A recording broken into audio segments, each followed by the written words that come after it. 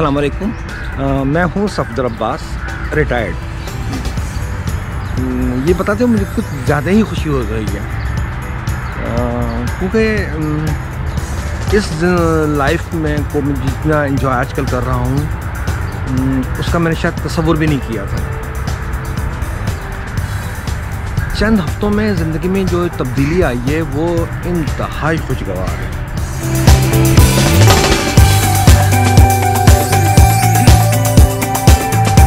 एक नहायत दिलचस्प वाक़या आपसे शेयर करूँ मैं।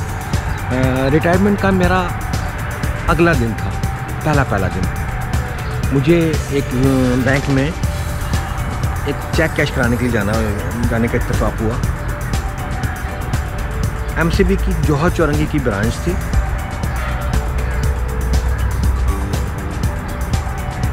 मैं अंदर दाखिल होकर मैंने टोकन हासिल किया और टोकन हासिल करके जब मैंने काउंटर पे नज़र डाली तो वहाँ पे चल रहा था नंबर 32 गालिबन, और मेरे हाथ में था टोकन नंबर 70 या 71।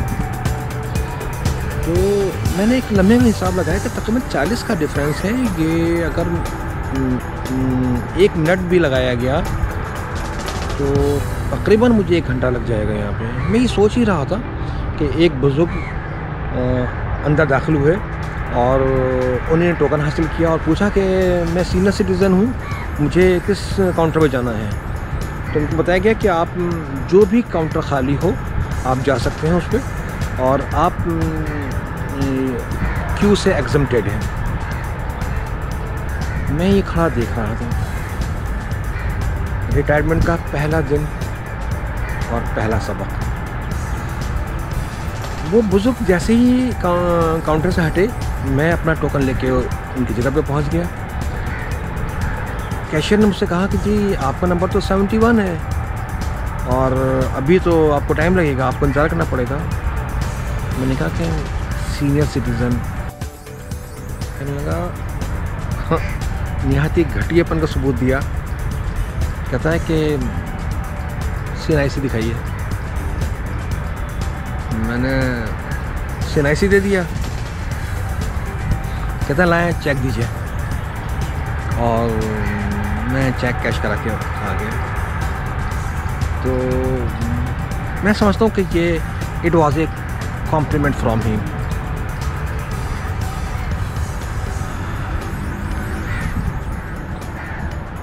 रिटायरमेंट के इन लम्हात का इंतज़ार मुझे बहुत ज़्यादा था। शायद वजूहात कुछ भी हो सकती हैं जो शायद मैं पब्लिक ना करना चाहूँ, लेकिन एक वजह ये भी रही है कि मैं अपने शौक़ की बहुत से एक ऐसा शौक़ है जिसकी तकमील नहीं कर सका अपनी मुलाजमत की वजह से, और वो था सफ़र करने का। सफ़र यानी उर्दू का सफ़र। स्टूडेंट लाइफ में और जॉब पे आने के बाद जब मौका मिला ये शौक़ मैंने ज़रूर पूरा किया। पाकिस्तान में भी और पाकिस्तान से बाहर भी। रेडियो पाकिस्तान हैदराबाद में मेरे एक बहुत मोहतरम सीनियर साथी थे, जनाब गुल हसन कुरैशी साहब। उनका भी सैर व सयाहत से उनको बहुत दिलचस्पी थी, तो वो मुझसे अक्सर मेरे सफ़र के मुतालिक मालूमात हासिल किया करते थे। और उसके बाद आखिर में मुझसे एक जुमला ज़रूर कहा करते थे, सफदर आप लिखें, ज़रूर लिखें। तो मैं हंस के टाल दिया करता था। आज उनकी बात मुझे बहुत याद आती है, लेकिन बहुत वक्त तब्दील हो चुका है, मिजाजों में तब्दीलियाँ आ चुकी हैं, ज़माना बहुत तब्दील हो गया है। किताबें पढ़ने का रुझान बहुत ही कम हो गया है, और उसकी जगह मुख्तलिफ गैजेट्स ने ले ली है। तो मैंने भी यही सोचा कि ये एक आसान सा मीडियम मैं भी इख्तियार करूं और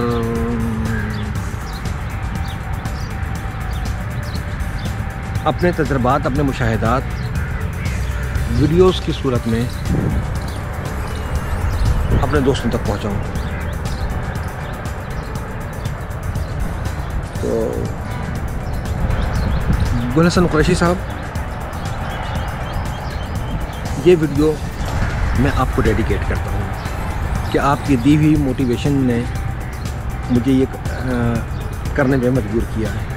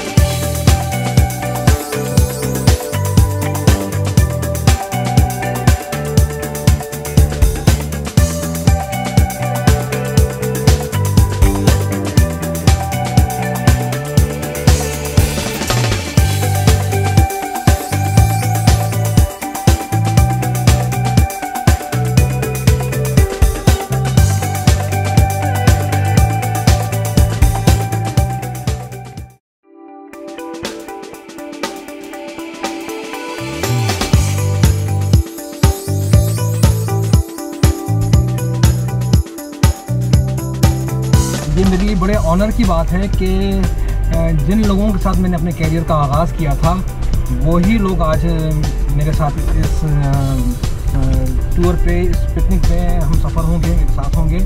और यकीनी तौर पे मेरे लिए एक नया तजुर्बा है रिटायरमेंट के बाद का। और इंशाल्लाह उम्मीद करता हूँ कि ये वक्त हमारा बहुत अच्छा गुजरेगा और अच्छे दोस्तों के साथ, अच्छे सीनियर के साथ। उनको मैं दोस्त कहते हैं, मुझे बहुत निहायत अजीब सा लग रहा है कि इसलिए मुझसे बहुत ज़्यादा सीनियर हैं और मैंने उनका बहुत एहतराम किया है और उनको एक उस्ताद का मैंने रुतबा दिया है, तो उनको दोस्त कहते हैं मुझे कुछ मुनासिब सा नहीं लग रहा।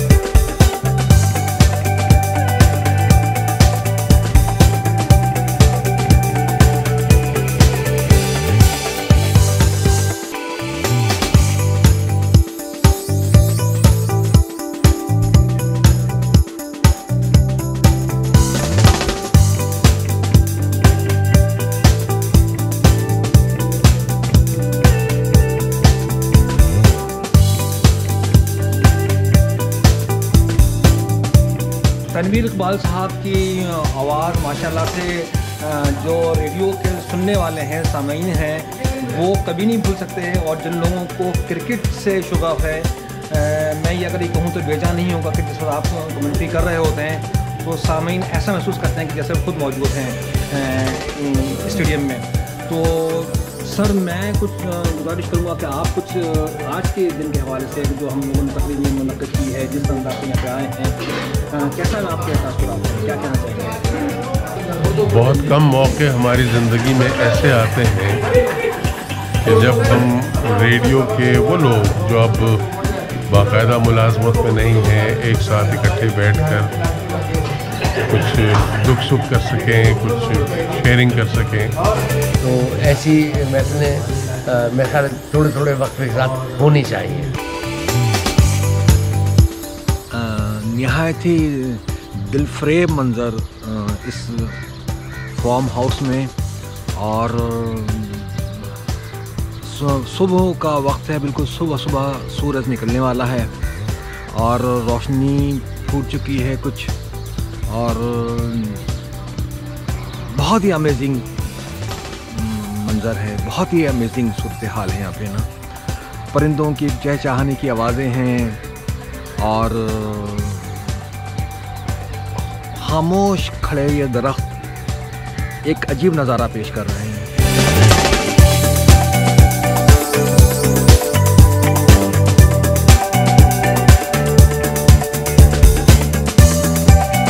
अमूमी तौर पर रिटायरमेंट के तस्वुर से एक ऐसी ज़िंदगी जहन में आती है जो बेरंग बू हो, सुबह का आगाज़ बेजारी और दिन का इख्तिताम ला हासिल सोचों पर मबनी हो।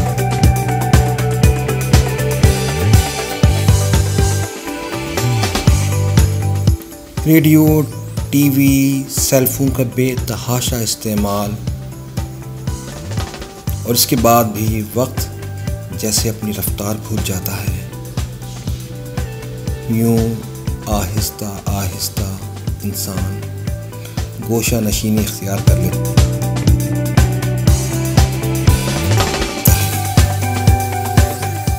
ना लिबास का ख्याल और ना ही अपनी शख्सियत पर तवज्जो, लेकिन हमेशा ऐसा भी नहीं दिखाई देता। बाशऊर इंसान के लिए ज़िंदगी का कोई भी हिस्सा बेकार नहीं होता।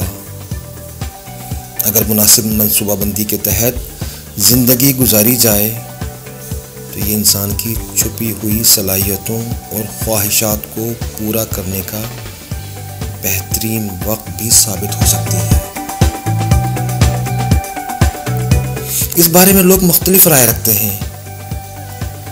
तहकीक के मुताबिक लोग रिटायरमेंट के 1 साल के दौरान अपनी ज़िंदगी को काबिल रश्क बना सकते हैं।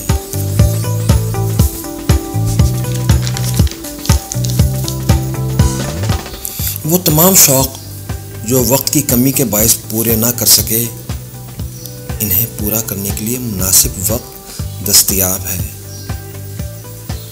अपनी ज़िंदगी के लम्हात को इस तरह तकसीम करें कि इबादत, सेहत और वसाइल में रहते हुए ख्वाहिशात की तकमील के साथ साथ मुआशरती ज़िंदगी के लिए भी कारआमद फ़र्द बन सकें।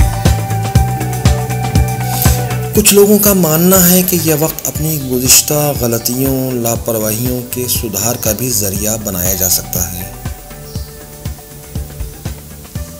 गुज़िश्ता ज़िंदगी पर नज़र डालें तो वक्त की कमी के बाइस जल्दी में किए गए फ़ैसले माजी में सरज़द हुई हिमाकतों को समझने और उनके इज़ाले का बेहतरीन मौका हाथ में होता है।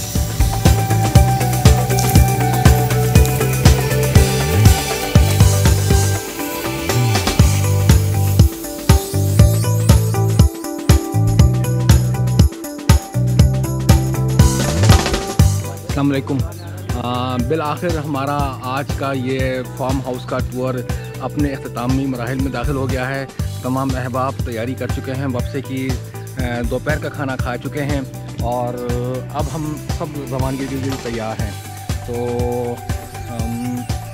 फयाज़ आलम साहब आपका बहुत शुक्रिया, जैदी साहब आपका बहुत शुक्रिया, ज़फ़र साहब आपका बहुत शुक्रिया, बहुत माशाल्लाह बड़ा मज़ा आया। आपका बहुत शुक्रिया, निसार साहब का बहुत शुक्रिया, यामीन साहब आपका बहुत शुक्रिया। और ये हमारे रूह रवां हैं जैदी साहब, इन्होंने बहुत काम किया है और इनकी कोशिशों से ये इतनी खूबसूरत तकरीब और खूबसूरत पिकनिक का इनकार हो चुका है। खालिद हाशमी साहब माशाल्लाह बहुत अच्छा प्रोग्राम रहा और जो मैनेजमेंट ने जो किरदार अदा किया और जिस तरह से बहुत ज़बरदस्त था।